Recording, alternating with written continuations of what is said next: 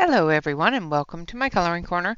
Today is Thursday and it is time for another step in our beginner's guide to coloring.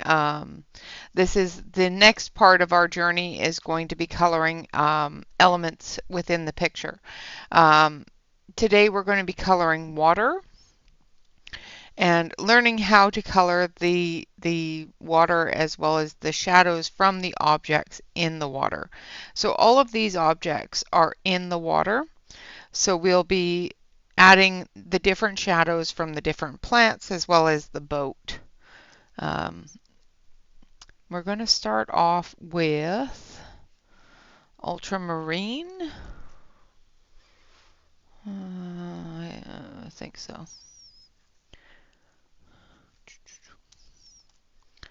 Let's make sure I get the right color here.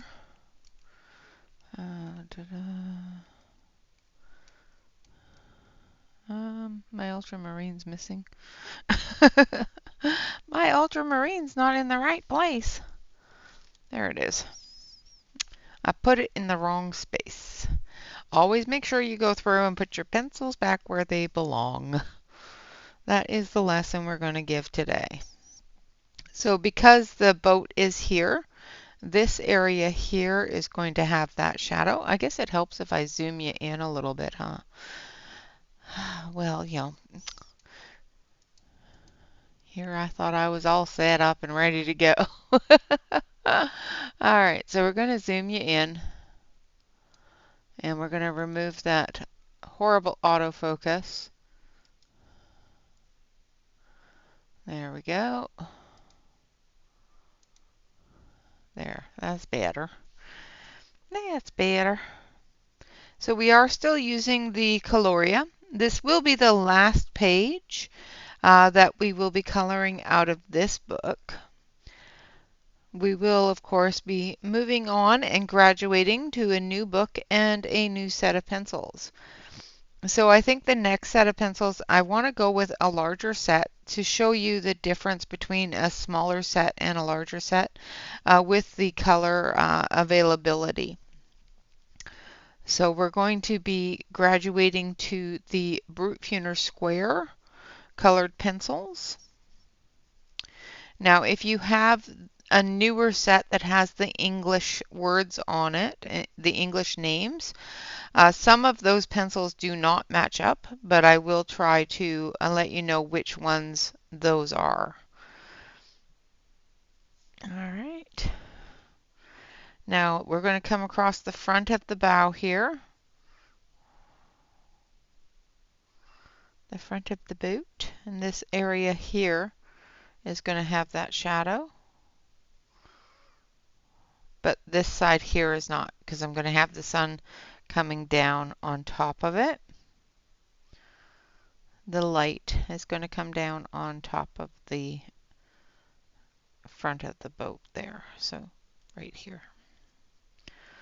So we're just going to lightly pencil that in.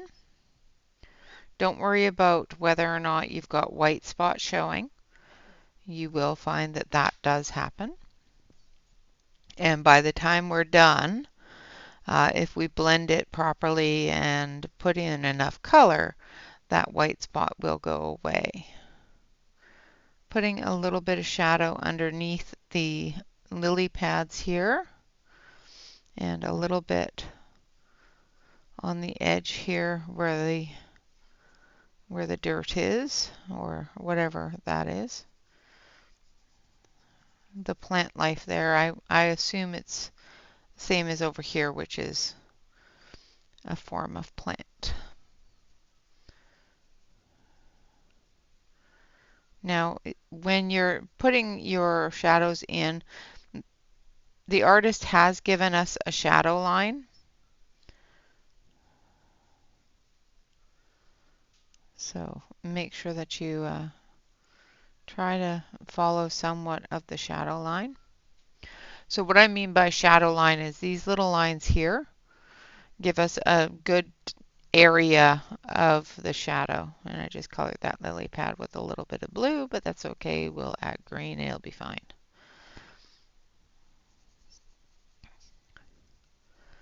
I'm going to feather it out into the next line here because that's where our next color is going to go.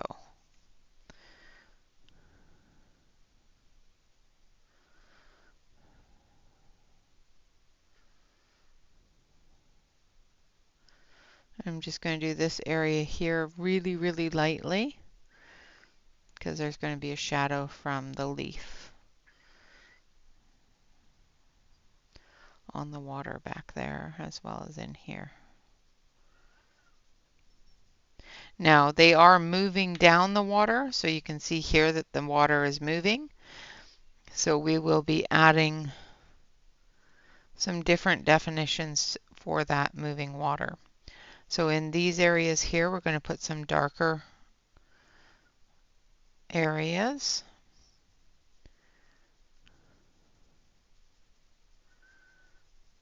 And then we'll blend into those darker areas with the lighter colors.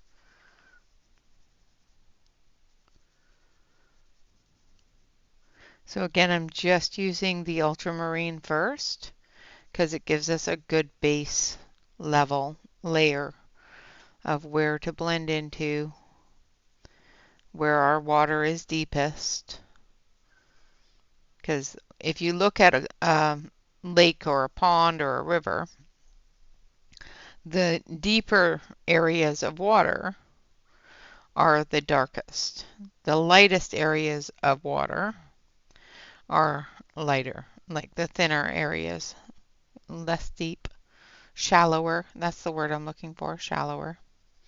So the shallower the water, the lighter the water is. The stiller the water, the lighter the water is.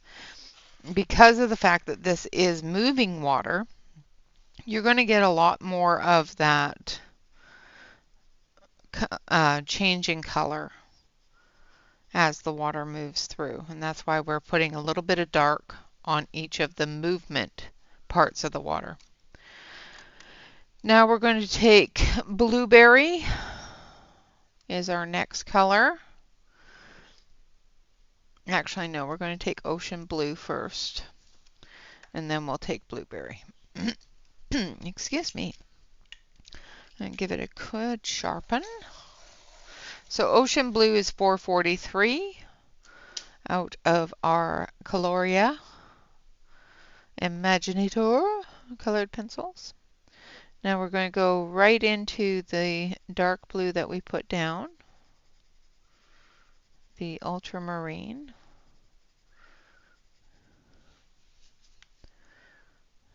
And I'm going to come out off of it.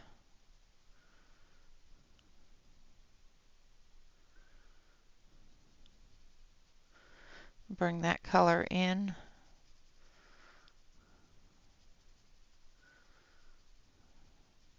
To some of the slower moving areas, as well as into the deeper shadow areas under the plants.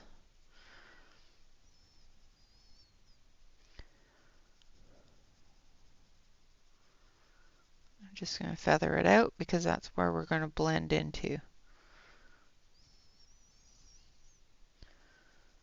I'm going right over top of the ultramarine, building that color up.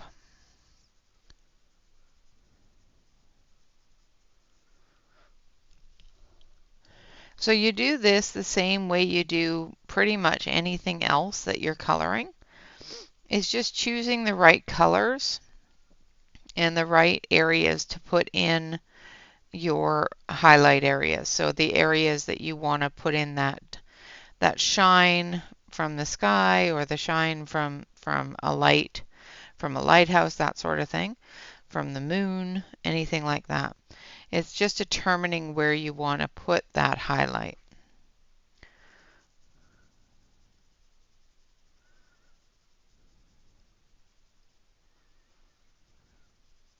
Now with moving water, you get reflections, you get flickers of light all the way through it. So there's going to be different areas that in the movement areas, like through here and through here in the front, that we're going to see different flickers of light.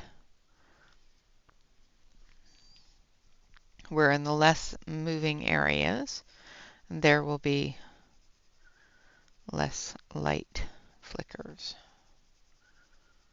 if that makes any sense at all. So if the water is quite still, you're going to get a single area of light.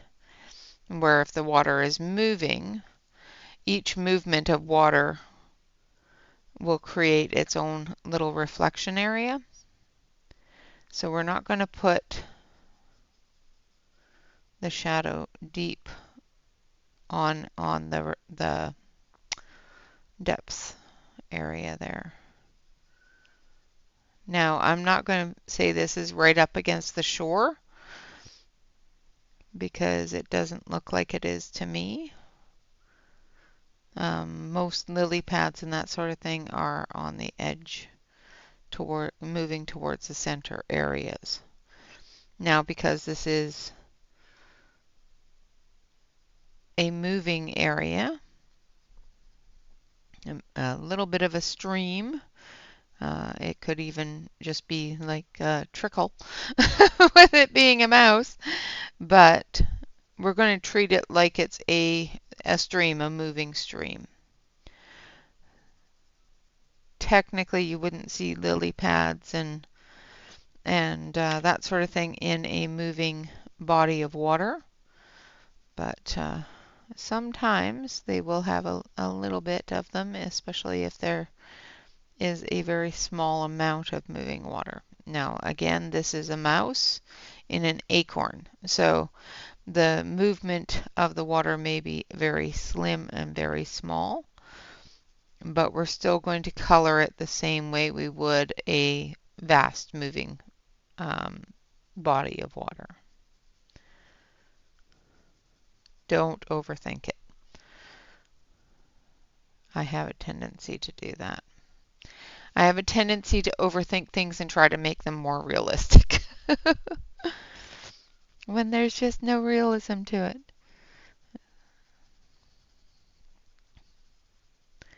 Okay, bringing that green blue out.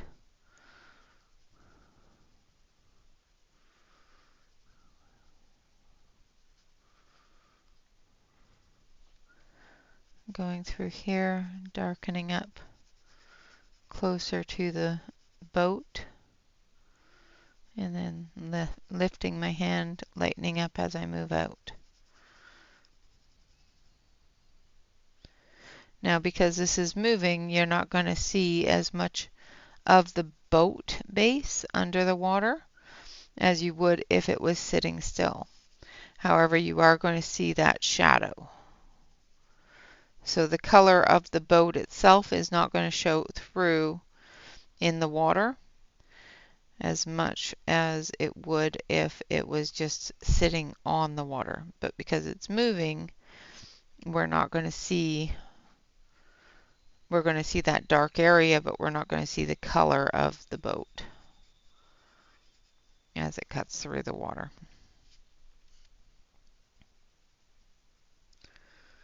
Come up off this lily pad here.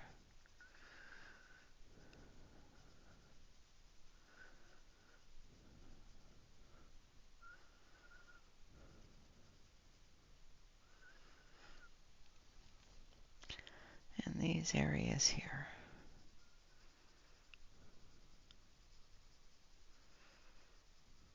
Just going to bring this right out to the edge there.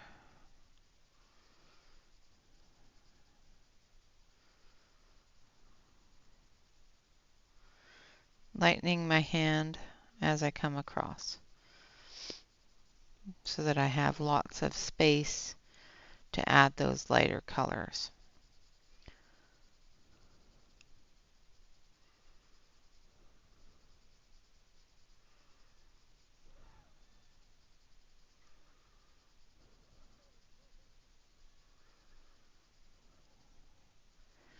Coming up against this, but lightening my hand.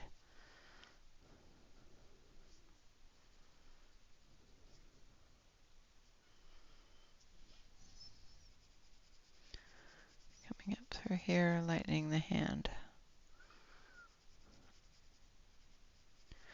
Blending all those colors together here.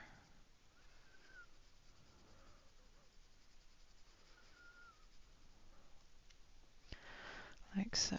We want a bit of a shadow here.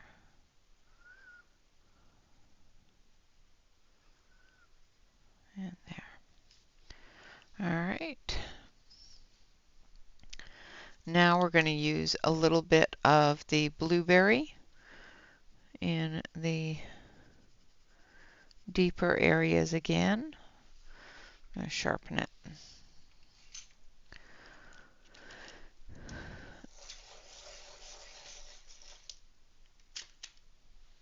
Blueberry is a little bit lighter and brighter than the ocean blue or the ultramarine blue.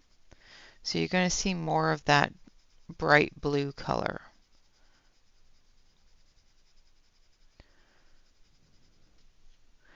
Again, just bringing it out into the secondary shadow area.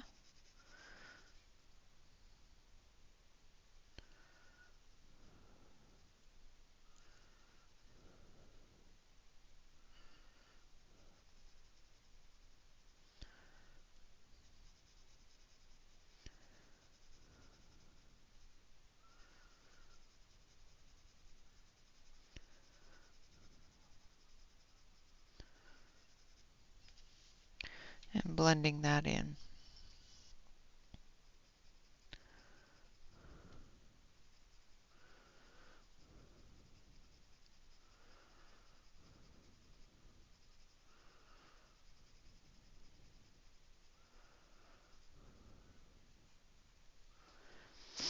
Okay, I'm going to bring my hand this way.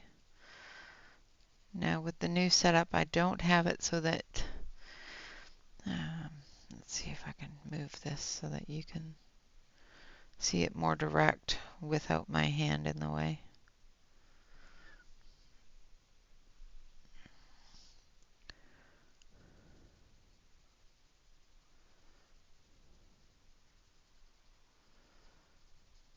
I forgot to reposition the camera for doing this. I know that my hand gets in the way too much, so I apologize. Hopefully it didn't get in the way too much of what I was doing.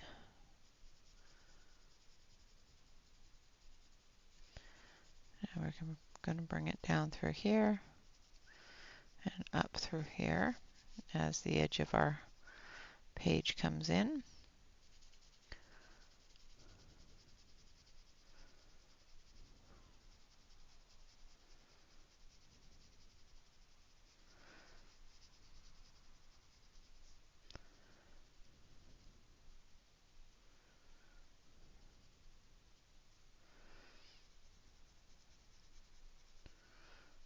Come up through here.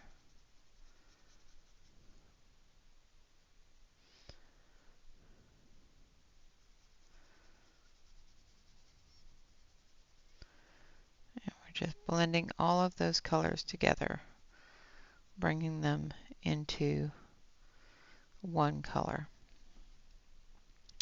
But try to make sure that you remember that you're going to be using some lighter colors as well, so don't fill in all of the space.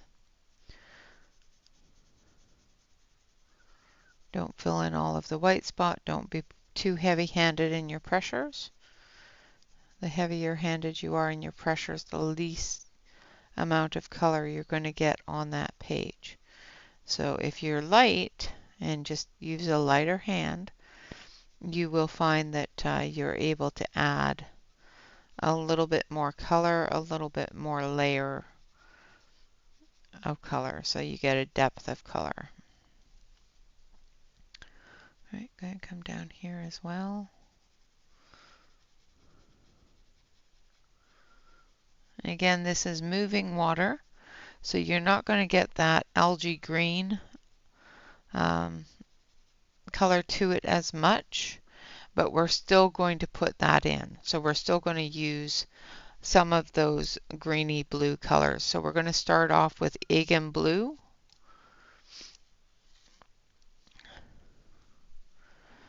And I'm going to sharpen.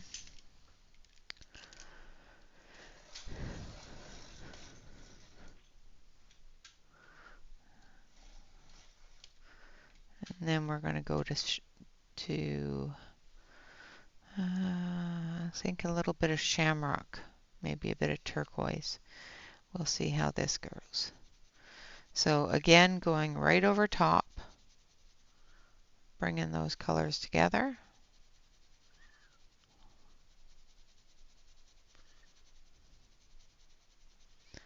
Leaving the highlight area open.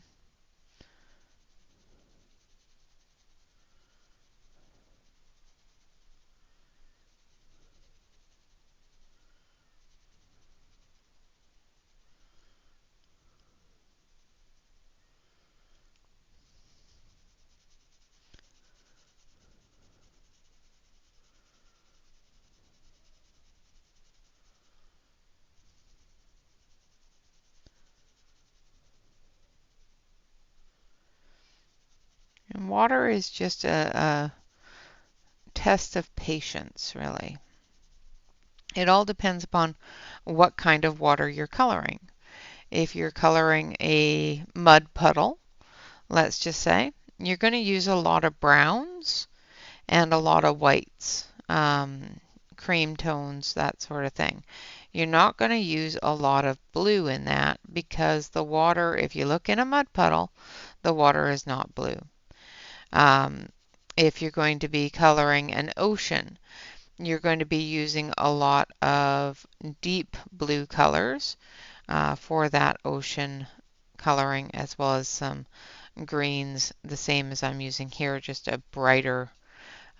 You would probably use like more of the turquoise and jade greens instead of the lighter green colors.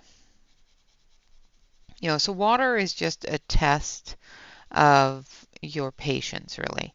If you're coloring water in a glass, your water is going to be fairly clear. You can use a little bit of gray to show the reflection of the glass in the water, but most of it is going to be fairly clear.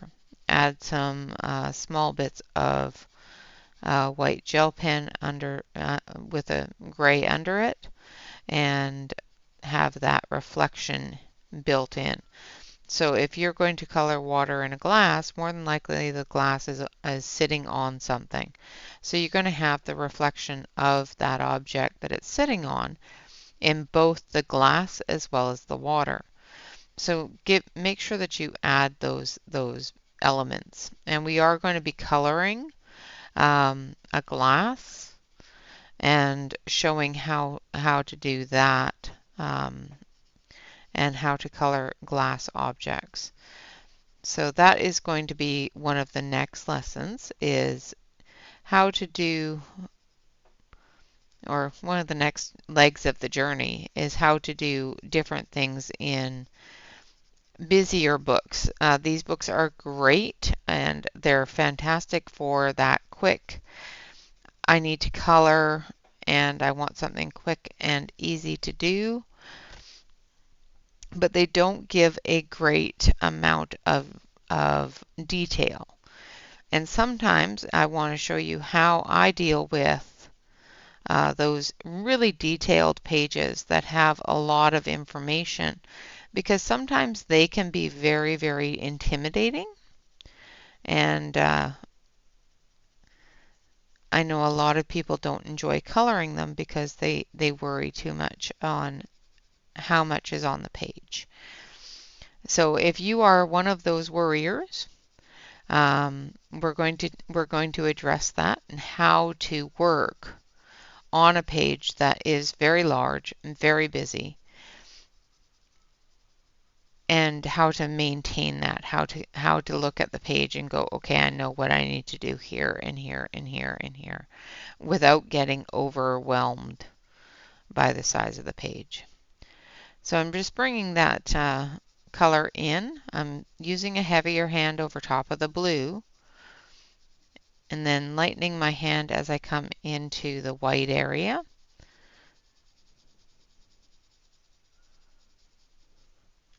Now we want to take a little bit more of that blueberry because we're going to put a shadow under here and under here for Mr. Wormy, because he is creating a shadow on the other side of him on the water.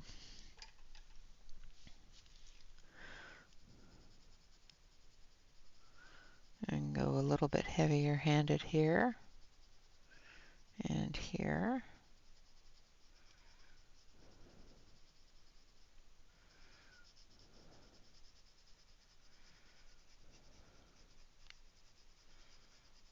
And just blending all of those colors in.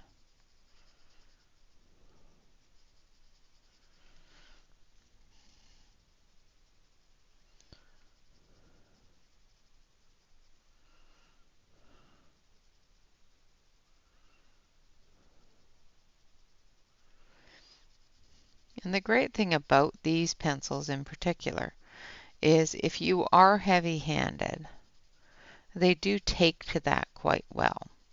You can definitely be heavy-handed and mash the colors together. However, like I said, it will diminish the tooth of the page. So be very careful if you're going to do that. Make sure that it's the final color that you do that with. Try not to do it too much with your main colors, your base colors, because then you're going to end up with no tooth for that final highlight color. So I'm just making sure I have all of the areas I want to be darker filled in.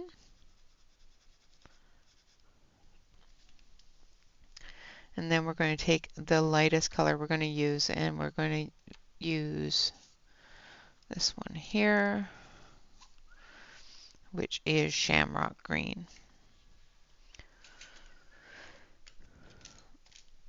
Now, with there being the types of plants that are there, that tells me it's some sort of pond life, so we're going to put this Shamrock Green in to give it a little bit of an algae color, as well as give it our highlight.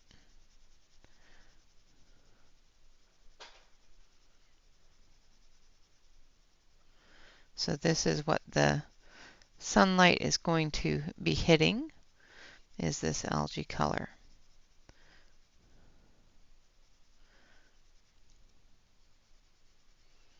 We're going to come back through with some white gel pen. White gel pen is fantastic for giving us that motion, that movement, showing the waves, the ripples, and that sort of thing.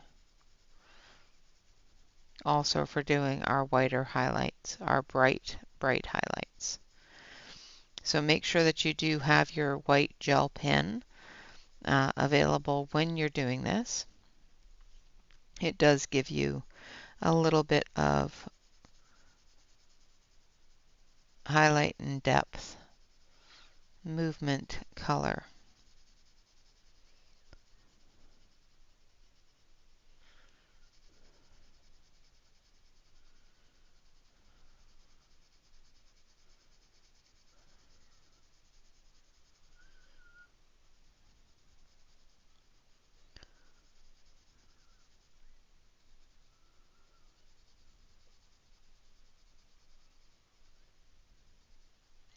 Now, using a smaller set of pencils, it does make it a lot easier to choose your colors because you don't have a variety of color, a huge variety of colors. 72 set is a really good amount of colors to start with. But as we get into those busier pages or more detailed pages, you would want something that has a little bit more variation in the color. So we're going to be moving on to a 120 set. And we will be moving on to a new book. I'm not positive on which book. I have to go through the books and see which one has a lot of glass in it, so that I can show you the differences between window glass, mirror glass, that sort of thing. So the next leg is going to be doing a lot more in reflection and that sort of thing, where you're going to see other objects in the glass, you're going to see other objects in the water, and that sort of thing. So we want to make sure that we cover those as well.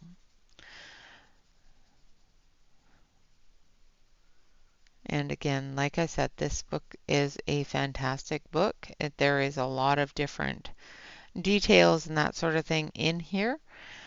We have covered most of them, so you should be able to pretty much color everything in this book with what we have covered and colored so far. The only other thing that we are going to cover in a different book, because doing it with the smaller areas, you can definitely manage with pencils, is larger backgrounds. So those big open spaces that don't have any defining edge, or are just vast spaces of emptiness that you're not going to want to color with just colored pencils, because it's going to be a very large undertaking.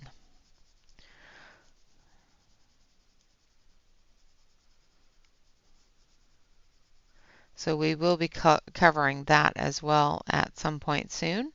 So for now, we're going to cover water and reflective surfaces for our next few lessons. Like I said, we're going to graduate out of this book into a larger book. Again, I'm not positive on which book we're going to graduate to.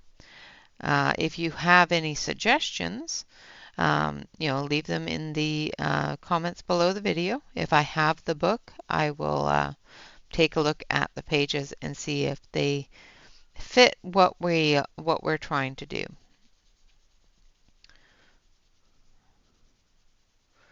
We're not going to do potion bottles and that sort of thing as of yet, because those are a different animal altogether than glass bottles, like wine bottles and glasses and that sort of thing. Pictures, windows. We did do a basic on windows, but we're going to start doing a little bit more on windows where there's reflections in the windows. So it'll still be windows, it's just a little bit different. All right, so there we are with that. I'm going to come in with mint just on the edges here, and we're just going to green that up just a little bit more in this area here.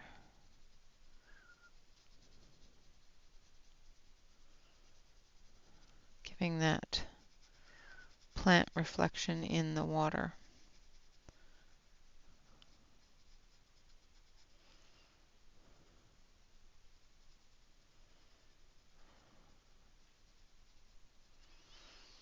And here as well.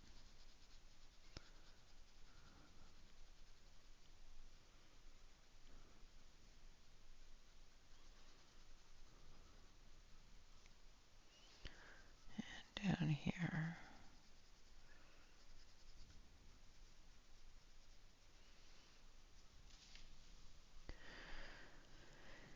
And up here.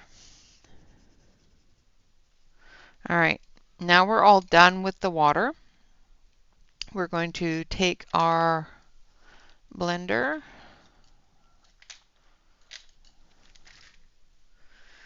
and we're going to blend this all in.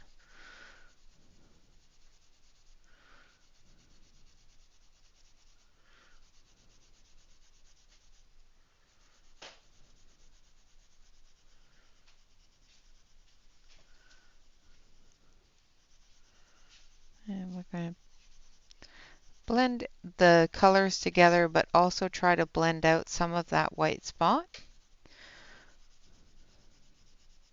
Don't worry about it too much, but make sure that you do get your colors at least blended together so that you don't have any hard stop and start lines. So if you have a line that is too harsh and the blender doesn't blend it together, just come back through with that pencil and just lightly bring it out into the other colors so that your blender can bring it together. Now, if you choose not to blend, that's perfectly fine as well. You don't need to blend it. I just find that I like the look better, especially with water.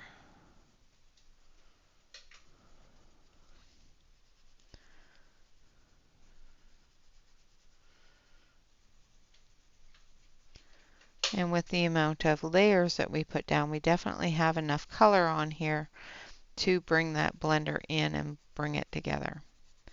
Another reason why I am blending it is because I am going to be using a white gel pen. And I want the white gel pen to remain white. Sometimes if you don't put that barrier between your pencil and the gel pen, your gel pen ink is going to absorb the color of the area that you put it on. Now, I don't want the gel pen to be blue, so I want it to remain white. So using the Caran d'Ache blender does give me that barrier between these pencils and the water-based gel pen.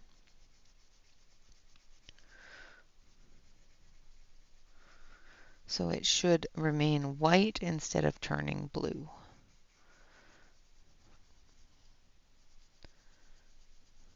I have not found a gel pen yet that does not pick that color up and change the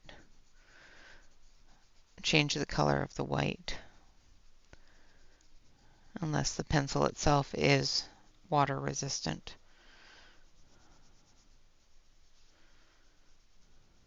And basically what it does is the water base in the gel pen breaks down the wax of the pencil and the pigment and makes it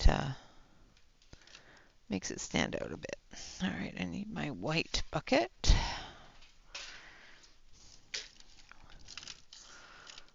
That is not the right one. Okay, let's try this one. Sometimes it takes a little bit to get your gel pen to work. And what happens is the gel pen picks up the colored pencil or the wax of your blender because you push too hard on it. And I do it all the time, so it's not a newbie thing. It's just something that happens with gel pens. And you just got to get it going and try not to push down on it too much.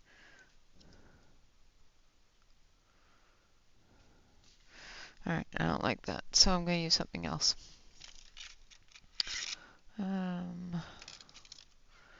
Not sure where I put my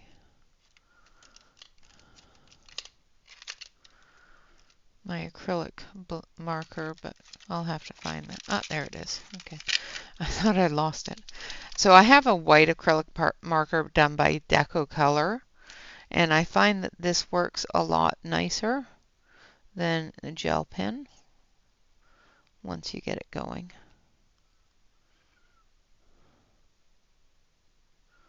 Well, it seems nothing wants to work today, does it? My gel pen don't want to work. My acrylic marker don't want to work. What the heck? All right, this is irritating me. Let's see. Need a piece of paper.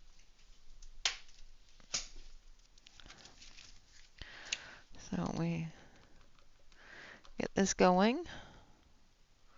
Okay, I can see sometimes you gotta get it going. I may have had it upside down. Or I may have, emptied it. I think my marker is empty. Oh, no, it's not empty. Definitely not empty, so it was just being fussy.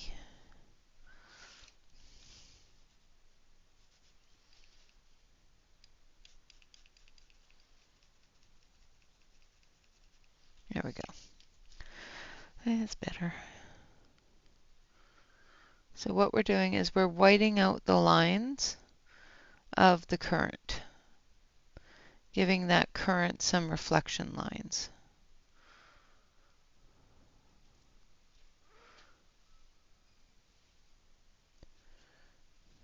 So basically, where there's movement, there's reflection. And that's what those current lines are showing us, is the movement of the water.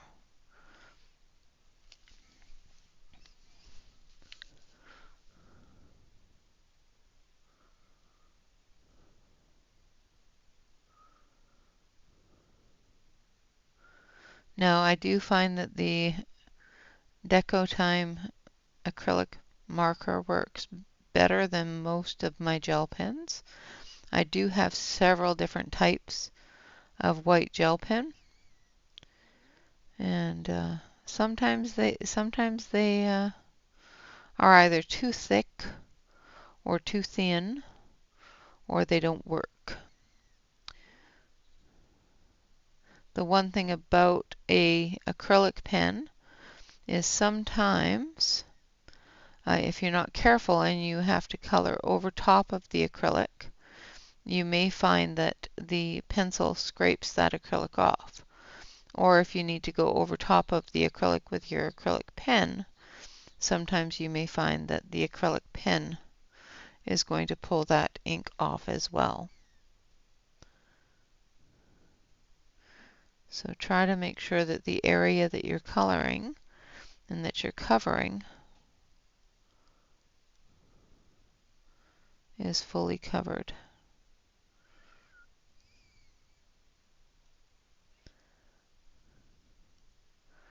Otherwise, you may find that the acrylic disappears very quickly.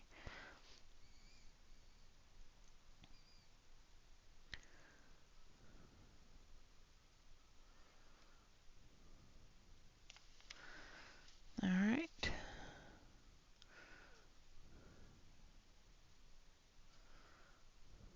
Again, just going through, putting those motions in the water. Those little light reflections where the shadows start and the motion of the water comes in.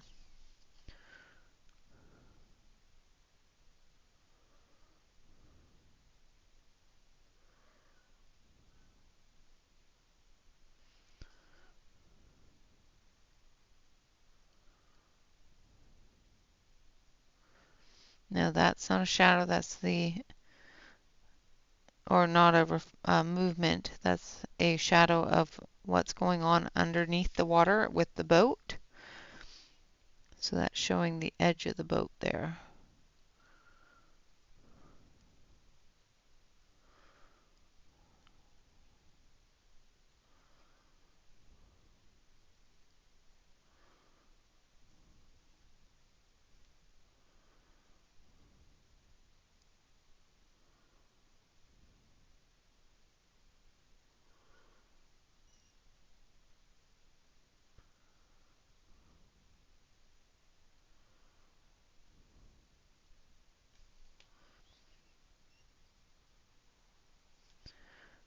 Right.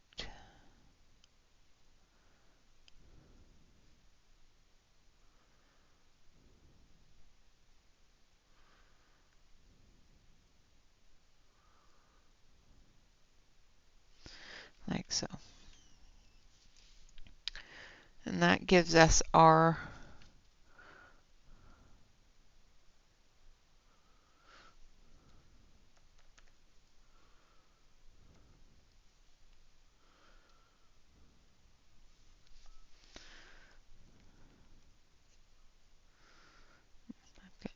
build up on my nib here. I think my pen is getting close to the end of its existence. I might need to get a new one.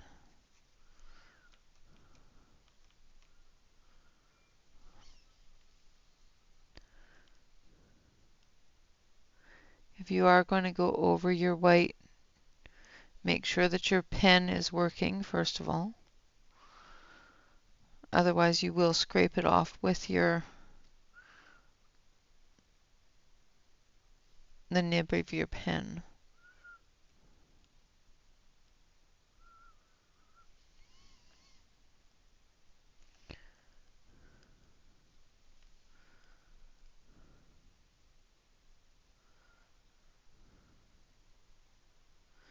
And try not to touch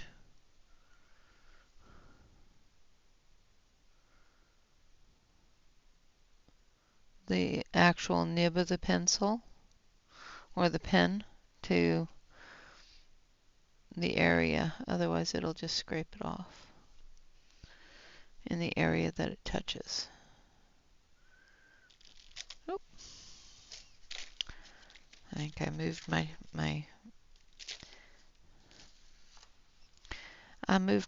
thing.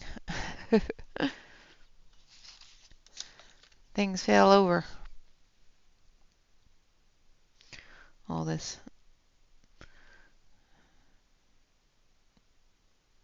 bouncing of the pen.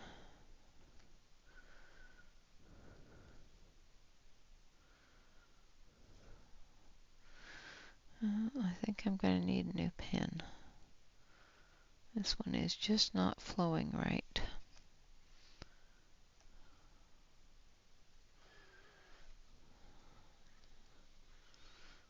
It seems to have odd bubbles in it.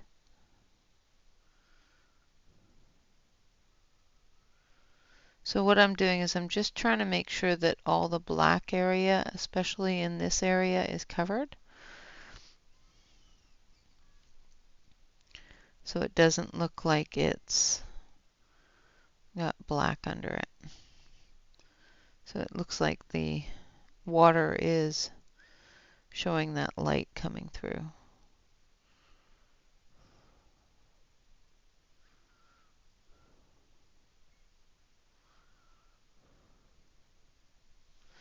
But my pen is not cooperating at all. And I'm not sure why.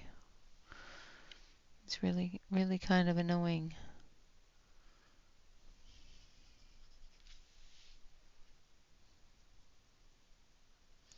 It's almost like it's got a chalk buildup, like an acrylic buildup around the nib of the pen, and it's not absorbing any of the acrylic to release it.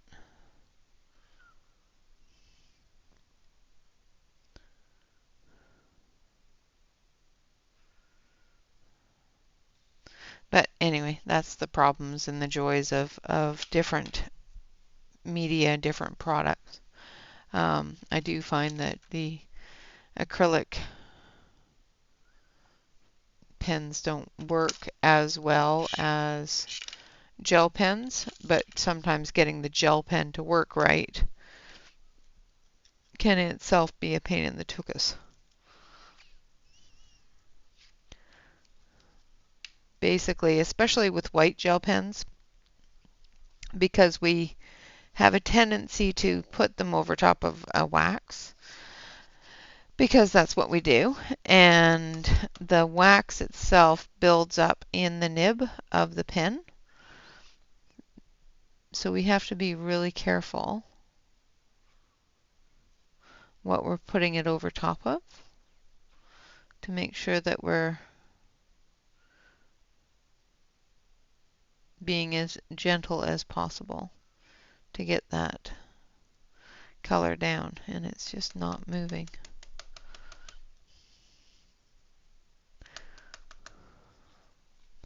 And that's one of my better ones. It's the Arteza.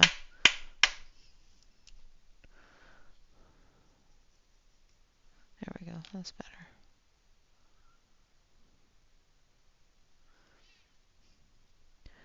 The Arteza I do find have a really good selection of nib sizes. But like I said, all of these I find do have a tendency to decide suddenly that they're not going to work while you're trying to film. So welcome to the reality of coloring with gel pen. And it's one of the reasons why I don't typically color large areas with glitter gel pen or anything, because I find they gum up and then they frustrate me. I'm not saying that you cannot do that. I am saying I personally don't do it because of that reason. I know some absolutely wonderful artists out there that color with glitter gel pens and do such a wonderful job of it. I am not one of those. That's probably why I don't like coloring mandalas too, because I used to color them with gel pens and it would gum up and they would make me so mad. That is one lesson I will not teach, is a mandala and how to color them, because I don't know how to color them. I am not good at coloring them. I don't enjoy coloring them. I do know how to color them. I just don't enjoy it. All right. I think that is our lesson for today. We have our water. I'm going to tip you back so you can see it straight up and down. And I'm not going to color the rest of this on screen. I've pretty much showed you all the different things on how to choose your colors, how to do your shadows and that sort of thing. So I'll show you how to do the water. Your practice work for the week is to finish everything else. I am going to finish this page and I will post it in our beginners collection on the Facebook page. And I hope to see some of your pictures in there as well. I have had a couple of people post their pictures in there, and that they're absolutely fantastic. So thank you very much for posting those. I do appreciate seeing your guys' work. So your practice work for this week is to finish the page. I've showed you how to do the water, and I want you to finish the page so that it works well with the water but also gives life to the picture. I've showed you pretty much everything that you need to know, or that you would get you started in finishing this page. All right, guys, with that, thank you all very much for watching. Of course, next week we're going to graduate to a brand new book. If you have any suggestions of books that I may have that have a lot of glass or a lot of water type pages in it that you would like some help or some insight on how to color, let me know and we will tackle those. Otherwise, I'll choose a couple of the ones that I have and we will take a look at the differences between reflection as well as shadow when it comes to water and glass. All right, guys, with that, always remember to like, comment, and subscribe to any YouTube artist that you enjoy. And of course, always remember to relax, color, and stay safe, everyone. Until next time, bye-bye for now.